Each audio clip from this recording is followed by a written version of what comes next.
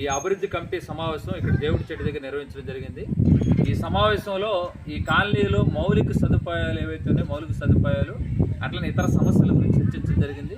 ఈపాటికే ఈ సమస్యల మీద మౌలిక సదుపాయాలు వీటన్నిటి మీద కూడా అధికారులు అట్లా ప్రజాప్రతినిధులు కలవటం అనేది ఒక క్రమ పద్ధతిలో జరుగుతోంది.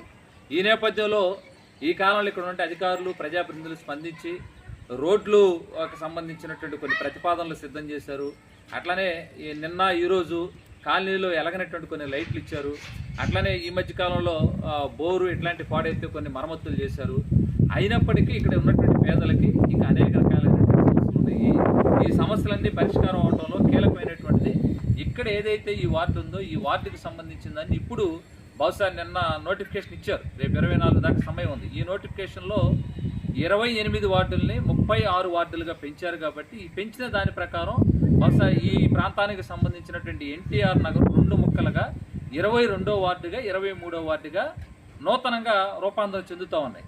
ఈ రూపాంతరం చెందుతున్న క్రమంలో వీళ్ళకి ఒక అడ్రస్ ప్రూఫ్ ఉండాలి, లేదా ఇక్కడ అభివృద్ధి కార్యక్రమాలు జరగాలంటే తక్షణం డోర్ నెంబర్లు ఇవ్వాలి అనేటువంటిది ఈ అభివృద్ధి కమిటీకి డిమాండ్ చేస్తున్నాం. ఈ డోర్ నెంబర్ల మీద కూడా ఇక్కడ గౌరవ ఆర్డీఓ గారు అట్లనే గౌరవ మున్సిపల్ కమిషనర్ గారు క్యూఆర్ కోడింగ్తో ప్రతి ఇంటికి డోర్ నెంబర్ ఇస్తాము, ఆ రకమైనటువంటిది సిద్ధమవుతున్నారని చెప్పారు. దాని నేపథ్యంలో తక్షణం డోర్ నెంబర్లు ఇవ్వాలని చెప్పేసి ఆ డోర్ నెంబర్లు ఇవ్వడం ద్వారా ఇక్కడ ఉన్నటువంటి వాళ్ళకి వివిధ రకాలైనటువంటి పిల్లలు చదువుల నేపథ్యంలో అడ్రస్ ప్రూఫ్ అవసరమైన వాళ్ళు ఉన్నారు. ఇప్పుడు ఇంజనీరింగ్ చేరాల్సినటువంటి పిల్లలకి అడ్రస్ ప్రూఫ్, పాతిళ్ళకి వాళ్ళకి కాల్ లెటర్స్ ఇట్లాంటివి వస్తున్నాయి, కొన్ని ఇబ్బందులు ఉన్నాయి.